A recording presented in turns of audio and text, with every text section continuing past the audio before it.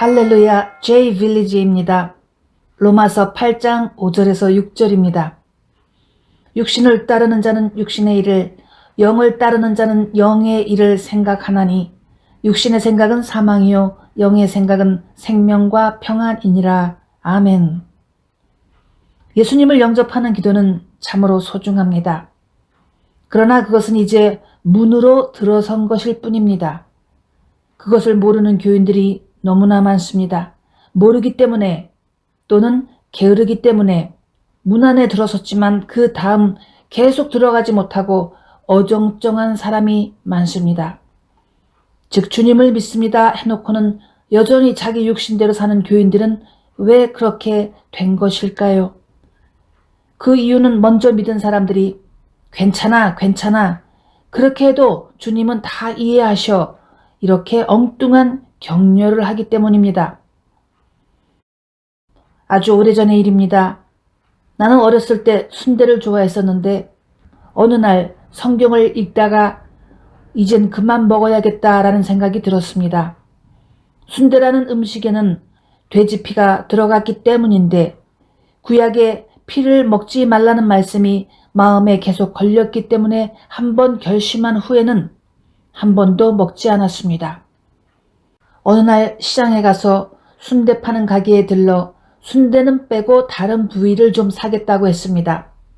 주인 아줌마가 갑자기 왜 순대는 빼느냐 해서 그냥 피가 들어가서 안 먹으려고 한다 했더니 내가 무슨 이단인가 싶은지 나를 살짝 째려보는데 아주 무서웠습니다. 아마 그 아줌마가 교회를 다니는 게 아닌가 싶었습니다.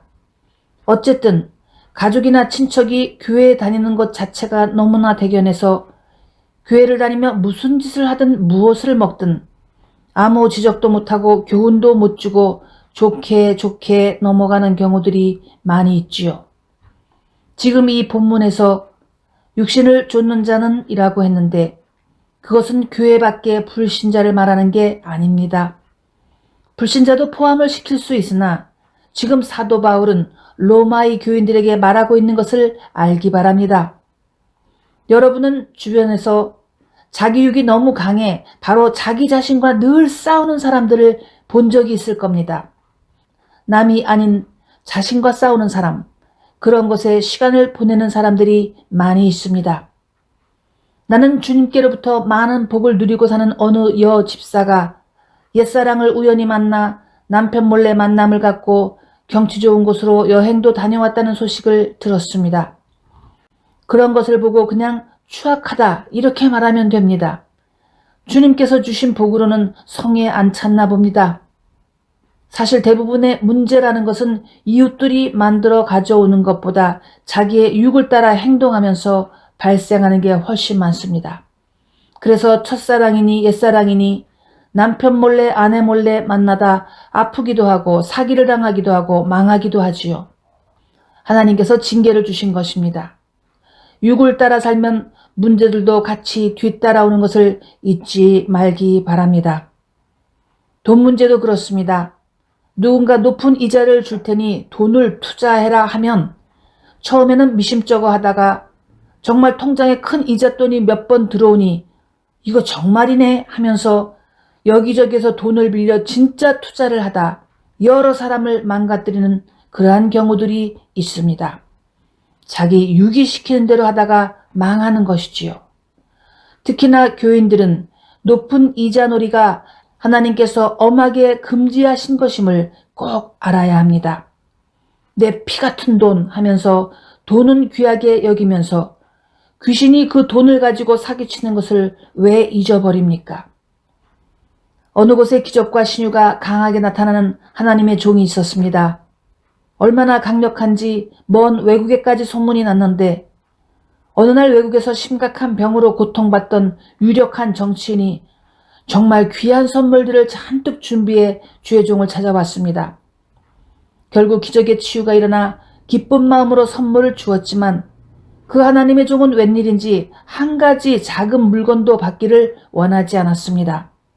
결국 감사한 마음만 표시하고 그 일행이 떠났는데 그 모든 상황을 지켜보던 비서실장이 이건 아니지 하면서 떠나가는 정치인을 남몰래 살그머니 찾아갔습니다. 그리고 사실 우리 하나님의 종께서 마음이 좀 바뀌어 몇 가지 물품들을 원하니 주시기를 바랍니다 하고 귀한 물건들을 받아내서 돌아왔습니다. 그러자 하나님의 종이 그를 불러 내가 네가 하는 짓을 모른다고 생각했느냐 하면서 그 정치인이 떨치고 간 극심한 병이 네게서 발병한다라고 저주했습니다. 그러자 즉시 이 비서실장에게 그 끔찍한 질병이 나타났습니다. 여러분은 내가 어떤 사람들에 대해 말하는 건지 잘 알겠지요? 엘리사, 비서실장 게하시, 장군 나아만의 이야기입니다. 요즘 추하고 복잡한 내용으로 이루어진 TV 드라마에 심취한 사람들은 이런 단순한 스토리에 아무런 감동을 받지 못할 것 같군요.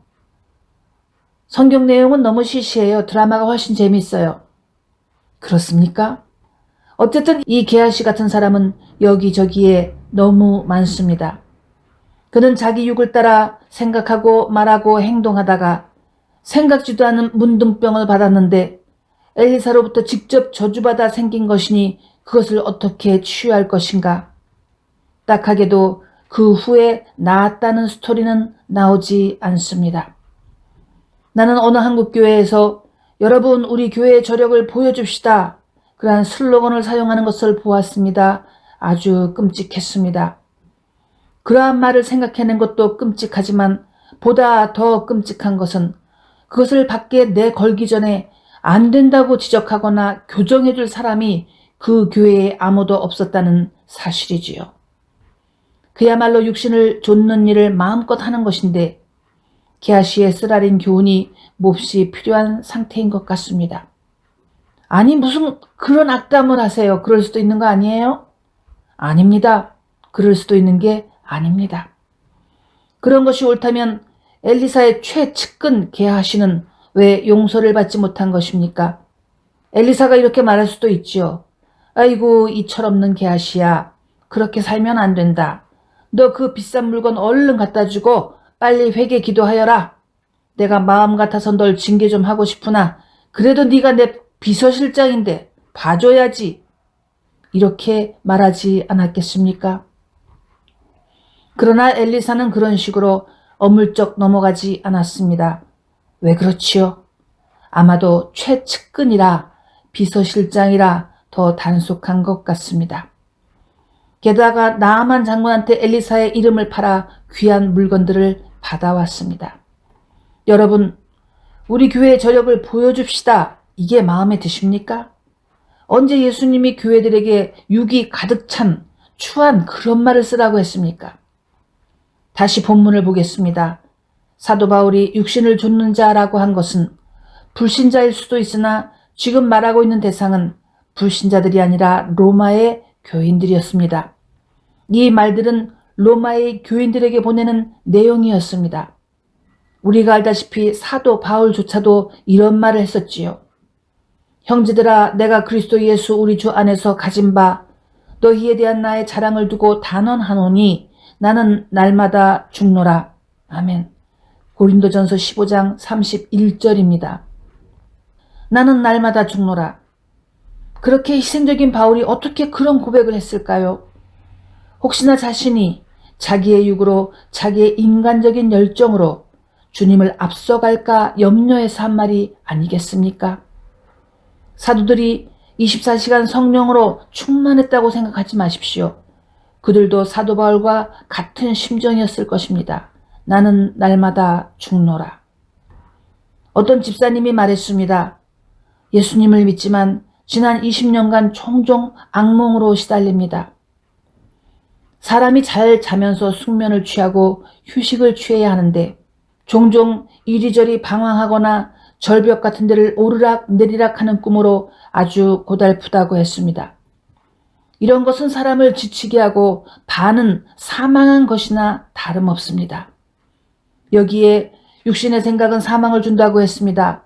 즉 크리스찬들도 육신의 생각으로 결정하고 행동하는 이들은 거의 사망으로 가고 있다는 뜻입니다. 누가 교회만 다니면 생명과 평안을 받는다고 했습니까? 아닙니다. 여기를 보십시오. 교회 조직에 심취하지 말고 성경 말씀을 보기 바랍니다. 오래전에 나는 어느 집에 신방을 갔었는데 거실에 아주 고가의 아름다운 소파 세트가 있었습니다. 앉아보니 너무 좋은데 안타깝게도 팔걸이 목재 부분에 굵직한 용들이 꿈틀거리는 게 입체적으로 새겨져 있었습니다. 동행한 이들이 이 권사님은 그렇게 이 소파를 버리라고 하는데도 말을 안 들어요 하자 이거 살 때 아주 비싼 값을 줬거든요. 이렇게 변명을 했습니다. 아주 오래된 것이라는데 그동안 그 집을 방문했던 목사들은 아무 말도 안 했는지 도대체 알 수가 없습니다. 내가 이런 용들을 집에 두면 문제가 끊이지 않을 것이라고 거룩한 협박을 좀 했는데 하나님의 은혜로 마음이 열렸는지 마침내 내다버렸다는 소식을 곧 들었습니다. 자기 집의 사무실에 사망의 기운이 있다면 그것을 제거해야 합니다. 그게 얼마짜리인데 이것은 육신을 좇는 것입니다. 지역사회도 마찬가지이고 국가도 같습니다.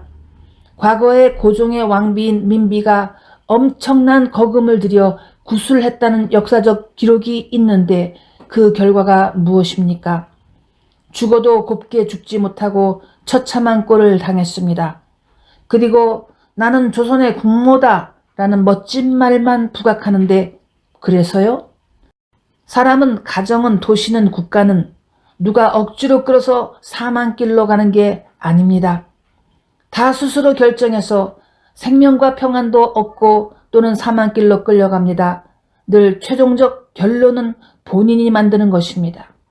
예수님의 양편 강도는 아주 다른 길을 선택했습니다. 예수님께서 얘야 너는 강도치고는 좀 선해 보이는구나. 너 나하고 오늘 낙원에 가자. 그렇게 말씀하지 않으셨습니다. 본인들이 자기가 갈 곳을 정했습니다. 예수님께서 승천하시며 제자들에게 예루살렘에서 성령께서 오실 때까지 기다리라 하셨습니다. 사도행전 1장 8절입니다. 오직 성령이 너희에게 임하시면 너희가 권능을 받고 예루살렘과 온 유대와 사마리아와 땅끝까지 이르러 내 증인이 되리라 하시니라. 아멘. 사실 제자들은 그것이 무슨 뜻인지 잘 몰랐습니다. 그냥 시키시는 대로 순종한 것이지요. 우리는 오늘날 성경을 보고 사도행전을 읽으면서 기도하니까 오순절날 성령께서 제자들에게 강림하셨구나.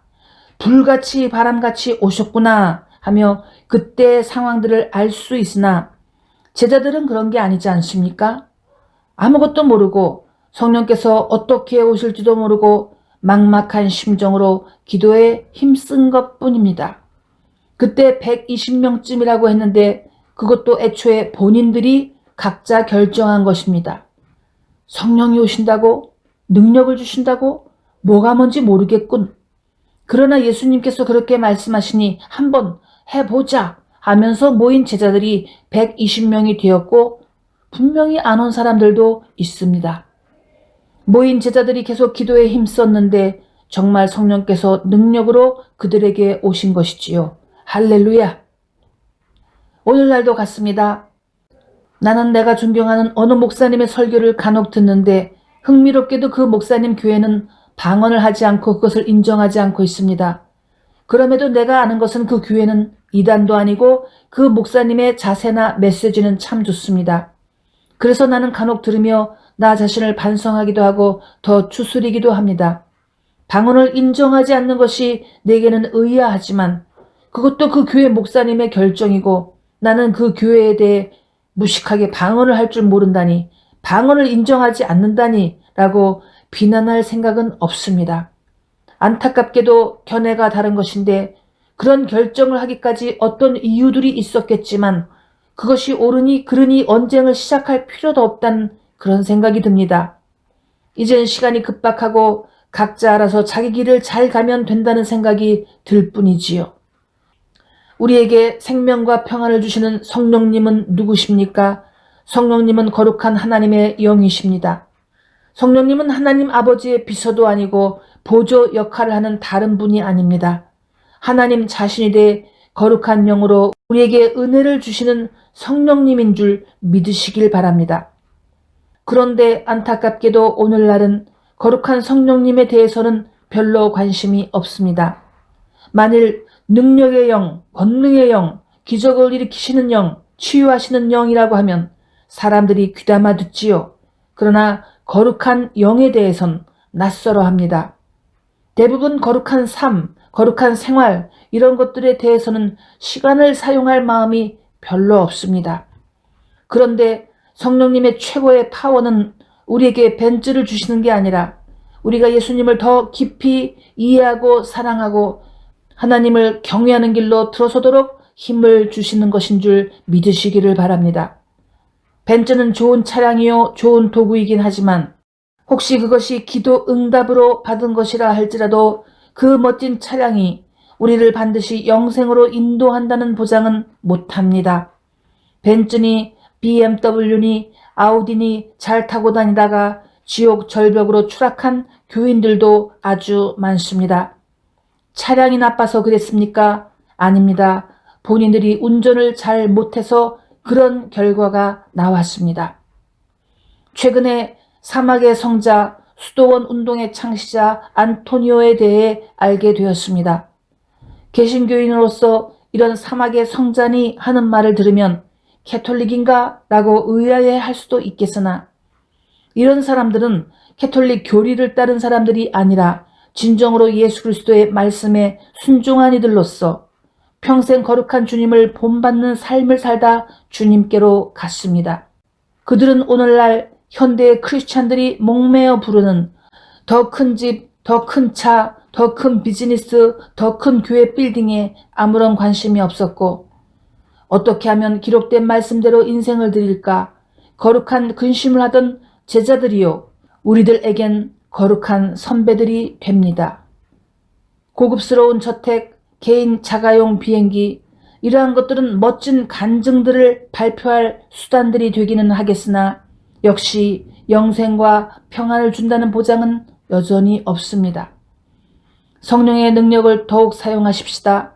먼저 주님의 나라와 의를 구하기 위해 성령의 능력을 잘 사용한다면 우리가 원하는 소위 멋진 풍요로운 물질적인 것들도 보너스로 따라올 수도 있습니다. 왜 아니겠습니까? 그러나 그것은 보너스이지 우리가 추구할 메인 목적은 아닙니다. 기도하겠습니다. 하나님 아버지, 거룩하신 하나님의 영, 우리 성령님을 보내주셔서 감사합니다. 어떤 특정한 사람들만 성령의 은혜와 능력을 받는 것이 아닌 누구든지 겸손히 원한다면 성령님의 사랑과 은총을 받을 수 있습니다. 우리의 삶에 눈에 보이는 것, 손에 잡히는 것을 먼저 찾는 육신의 소욕을 줄이도록 하겠습니다. 더 높은 영적 단계로 나아가는 데에는 본인의 자신의 의지와 결단이 매우 필요한 것을 압니다. 생명과 평안을 주기를 원하시는 하나님 아버지의 깊은 사랑을 날마다 되새기며 성령님의 손을 잡고 따르겠습니다. 예수님의 이름으로 기도드립니다. 아멘. God bless you.